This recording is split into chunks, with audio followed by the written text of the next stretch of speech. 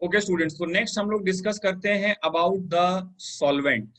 ठीक है, तो what is the solvent? Solvent क्या होता है भाई? Solvent is the medium in which reaction takes place. वो मीडियम है जिसमें रिएक्शन हो रही है।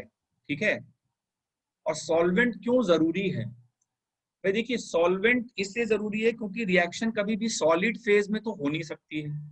ठीक है, तो क्योंकि मॉलिक्यूल्स को आपस में, केमिकल काइनेटिक्स आपने पढ़ रखा है, मॉलिक्यूल्स को आपस में एक दूसरे से कोलाइड करना होता है, कोलाइड करके ट्रांजिशन स्टेट बनानी होती है, बहुत सारे काम करने होते हैं। ठीक है, तो अगर रिएक्टेंट के मॉलिक्यूल सॉलिड स्टेट में पड़े रहेंगे तो ऑब्वियसली वो एक दूसरे से कोलाइड वगैरह नहीं कर पाएंगे, कोई ट्रांजिशन स्टेट नहीं बनेगी और कोई रिएक्शन नहीं होगी।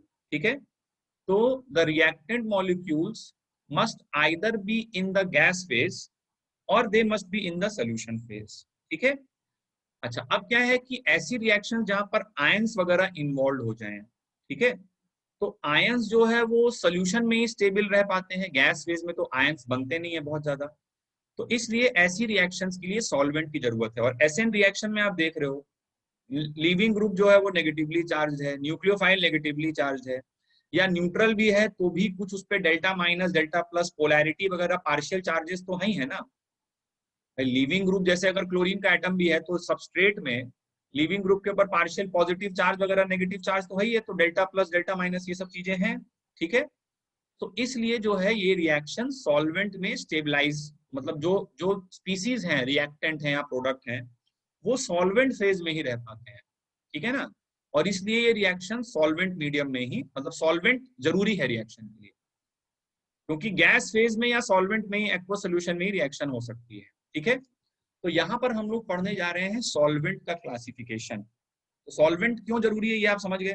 ठीक है, अब सॉल्वेंट का क्लासिफिकेशन क्या है ये डिस्कस करने जा रहे हैं। तो सॉल्वेंट जो है वो बच्चों दो प्रकार का हो सकता है। या तो हो सकता है non polar. Non polar solvent का मतलब होगा जिसका डाइपोल मोमेंट म्यू जीरो हो, या हो सकता है पोलर जिसका डाइपोल मोमेंट नॉन जीरो हो। ठीक है, अच्छा, एक केमिस्ट्री में जनरल रूल चलता है, जनरल बात होती है, लाइक डिजोल्व्स लाइक। ठीक है, मतलब अगर जो सोल्यूट है वो नॉन पोलर है तो उसके लिए सॉल्वेंट भी नॉन पोलर प्रेफर किया जाता है। ठीक है, तो नॉन पोलर सॉल्वेंट्स जो है वो जनरली एसएन रिएक्शंस के लिए नहीं प्रेफर किए जाते, ये प्रेफर किए जाते हैं फ्री रेडिकल रिएक्शंस के लिए। ठीक है, देखो एसएन रिएक्शन में बेटा कटायन अनायन ये सब बन रहे हैं ना, तो कटायन अनायन पोलर चीजें हैं, तो पोलर चीजें हैं तो लाइक डिजोल्व्स लाइक। तो अगर तुम्हारे रिएक्टेंट प्रोडक्ट पोलर हैं तो सॉल्वेंट भी तुम पोलर वाला ही लोगे।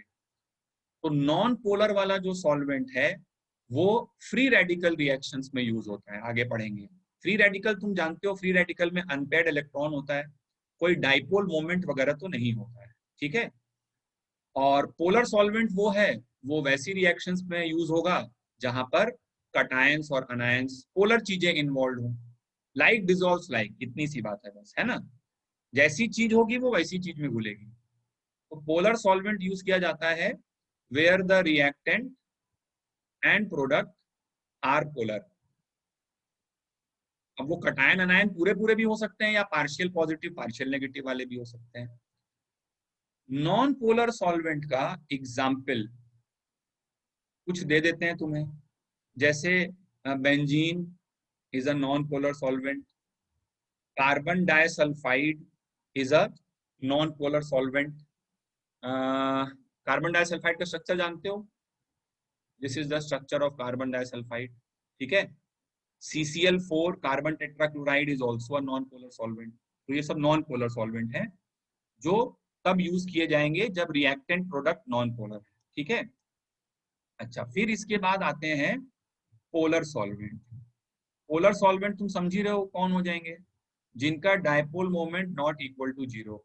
ठीक है, अब पोलर सॉल्वेंट जो है वो फर्दर दो प्रकार से क्लासिफाई होते हैं और ये इंपॉर्टेंट है काम की चीज। दे आर पोलर प्रोटिक और पोलर एप्रोटिक। ठीक है, पोलर प्रोटिक और पोलर एप्रोटिक। पोलर प्रोटिक क्या होते हैं? पोलर प्रोटिक वो होते हैं जो हाइड्रोजन बॉन्डिंग कर सकते हैं, जिनमें हाइड्रोजन, पहले मैं पीपी की बात करता हूँ, पीपी मतलब पोलर प्रोटिक, ठीक है। तो पोलर प्रोटिक वो होते हैं जो एच बॉन्डिंग कर सकते हैं, ठीक है, एच बॉन्डिंग कर सकते हैं। और एच बॉन्डिंग करने के लिए जो हाइड्रोजन है that must be attached to, you know what, fluorine oxygen nitrogen, ठीक है। अगर फॉन से अटैच्ड होता है हाइड्रोजन का एटम, तो यहाँ पर एच बॉन्डिंग हो सकता, मतलब जिनके पास H प्लस टाइप की कोई चीज है ना, प्रोटिक मतलब प्रोटॉन मतलब H प्लस होता है, तो उनको हम लोग पोलर प्रोटिक सॉल्वेंट बोलते हैं, ठीक है। जैसे for example pani, pani is a polar protic solvent, इसके पास दो दो हाइड्रोजन है। जैसे फॉर एग्जाम्पल बेटा अमोनिया, अमोनिया लिक्विड अमोनिया ले लो, this is also a polar protic solvent. जैसे फॉर एग्जाम्पल मीथानॉल, जैसे फॉर एग्जाम्पल इथानॉल, जैसे फॉर एग्जाम्पल एसिटिक एसिड, जैसे फॉर एग्जाम्पल HF, जैसे for example 1 degree amine, for example 2 degree amine, all of them are examples of polar protic solvent. They can all undergo H bonding. And इन सब का structure मुझे I hope बताने की जरूरत नहीं है कि इनको मैंने पोलर प्रोटिक क्यों बोला है। इन सब में देखिए hydrogen is attach to FON. अब पोलर प्रोटिक सॉल्वेंट की एक बहुत खास बात होती है, और वो खास बात ये है कि वो कटायन और अनायन दोनों का सॉल्वेशन करता है। सॉल्वेशन क्या होता है ये तुमने केमिकल बॉन्डिंग में आई एम श्योर पढ़ा हुआ है, थर्मोडायनेमिक्स में भी कुछ कुछ चर्चा हुई थी। जैसे कटायन अगर पानी में उतारोगे, तो पानी के जो मॉलिक्यूल्स हैं, पानी के मॉलिक्यूल में ऑक्सीजन डेल्टा नेगेटिव वाला एंड है ना, तो पानी के मॉलिक्यूल जो है वो ऑक्सीजन वाले कोने की तरफ से आके ये del minus del minus del minus del minus, तो ये कटायन को घेर लेंगे चारों तरफ से, जैसे Na प्लस को सराउंड कर देंगे चारों तरफ से। तो ये कटायन का सॉल्वेशन हो गया, लेयर बन जाती है प्राइमरी सेकेंडरी टर्शरी, ये सब पढ़ा है तुमने केमिकल बॉन्डिंग में। अनायन का भी सॉल्वेशन होगा, जैसे मान लो Cl माइनस को तुम पानी में उतारोगे, ठीक है, तो Cl माइनस क्या करेगा, मतलब तो पानी क्या करेगा, अपना हाइड्रोजन वाला जो कोना है जो कि डेल्टा प्लस वाला एंड है, ठीक है, उससे वो चारों तरफ से इस Cl माइनस को घेर लेगा, बिल्कुल जकड़ लेगा चारों तरफ से, है ना, इसी को सॉल्वेशन बोलते हैं। तो मुद्दे की बात फिलहाल बस इतनी है कि पोलर प्रोटिक सॉल्वेंट है तो वो कटायन और अनायन, एंड लिख देते हैं यहाँ पे, दोनों का सॉल्वेशन करता है। It solvates both the cation and the anion. Who does this, polar protic solvent does this, ठीक है।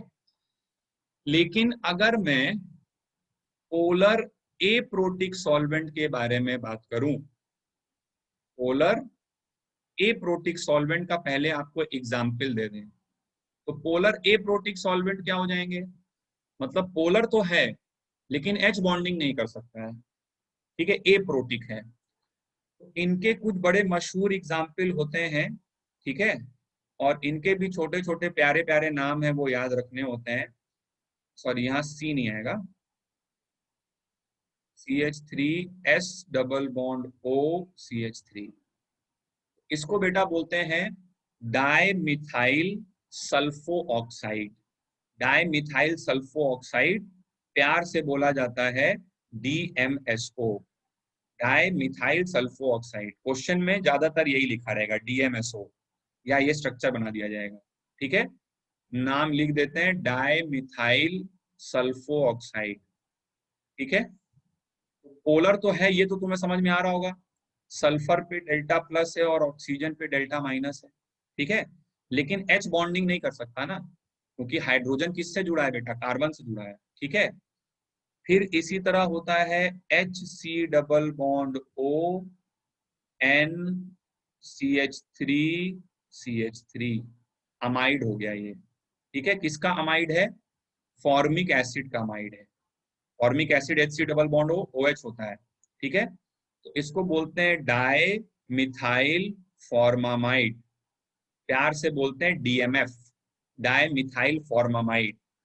This is also a polar A protic solvent.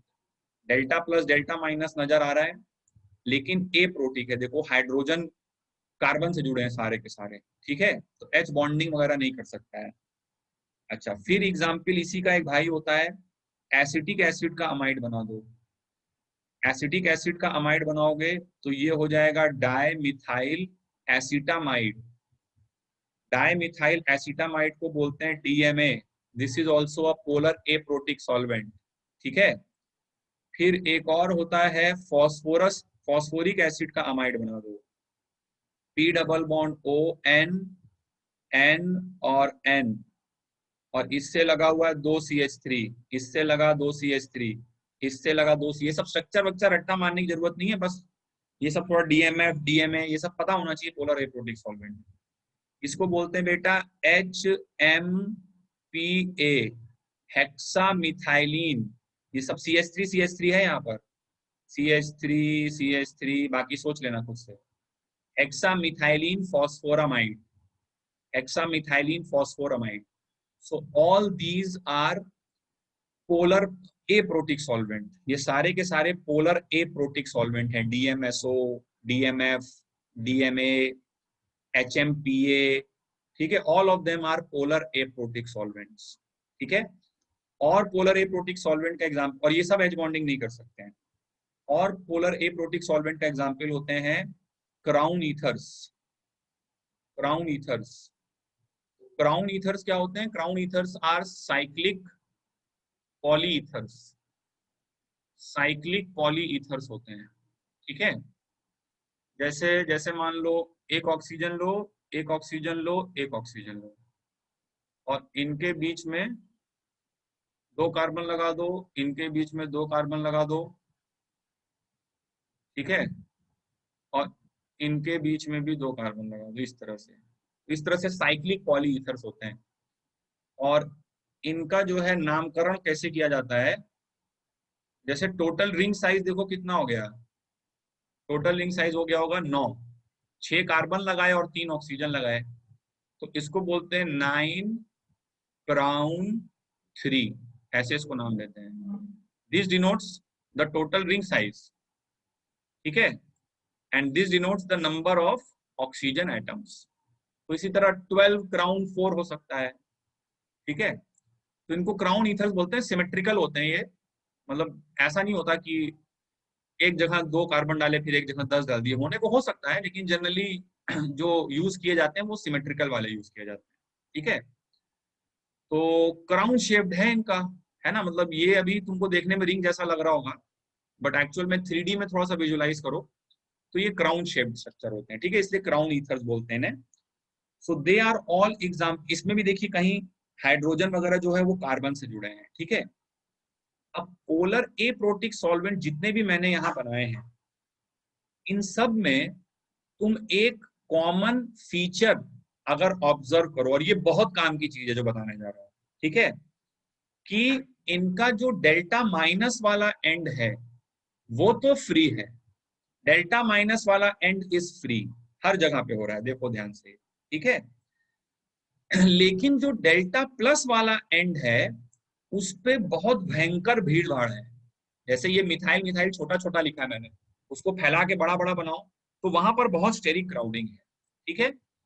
तो अब इसकी वजह से क्या होता है कि पोलर एप्रोटिक सॉल्वेंट में अगर आप कटायन डिसॉल्व करते हो, जैसे Na+ मान लो गया, तो कटायन का सॉल्वेशन किससे होता है? कटायन का सॉल्वेशन डेल्टा माइनस वाले एंड से होता है। डेल्टा माइनस वाला एंड तो फ्री है, और डेल्टा माइनस वाला एंड अगर फ्री है तो वो कटायन के पास पहुंच जाता है, और कटायन के पास पहुंच जाता है तो कटायन का सॉल्वेशन हो जाता है, हो जाता है, ठीक है। कहां पे? पोलर एप्रोटिक में। लेकिन यदि मैं अनायन की बात करूं बेटा, तो अनायन का solvation in polar aprotic solvent नहीं हो पाता। अनायन का solvation in polar aprotic solvent नहीं हो पाता है, अनायन को सॉल्वेट नहीं कर पाएगा, अनायन इसमें खाली पड़ा रहेगा। क्यों? क्योंकि अनायन का सॉल्वेशन करने के लिए इसको अपने पॉजिटिव वाले एंड को अपने पॉजिटिव वाले एंड को अनायन के पास ले जाना पड़ेगा ना, तो इसका पॉजिटिव वाला एंड फ्री नहीं है। पॉजिटिव वाले एंड पे इतनी भयंकर भीड़ भाड़ है, पहुंच ही नहीं पाता अनायन के पास तक। जैसे मान लो तुम डीएमएसओ से समझो, अगर तो अगर तुमने एक अनायन मिलाया, तो ये बेचारा सल्फर जब तक इस अनायन के पास पहुंचेगा, ठीक है, जब तक इस अनायन के पास पहुंचेगा तब तक ये मिथाइल मिथाइल बीच में लफड़ा कर देंगे, ये इस डेल्टा प्लस को यहाँ तक पहुंचने ही नहीं देंगे। तो इस वजह से पोलर ए प्रोटिक के मैंने जितने भी एग्जाम्पल्स आपको बताए हैं, DMF, DMSO, DMA, HMPA and crown ethers, you got to remember this that anion का solvation in polar aprotic solvent नहीं हो पाता, ठीक है। सो ये काफी काम की चीज है। नेक्स्ट क्लास में हम लोग पढ़ेंगे अबाउट न्यूक्लियोफिलिसिटी। न्यूक्लियोफिलिसिटी के बारे में बात करेंगे, comparison of nucleophilicity, and then we will start with the types of SN reaction, ठीक है। तो आज हम लोग यहीं तक करते हैं, फिर से नेक्स्ट क्लास में मिलेंगे और इस टॉपिक को हम लोग कंटिन्यू करेंगे।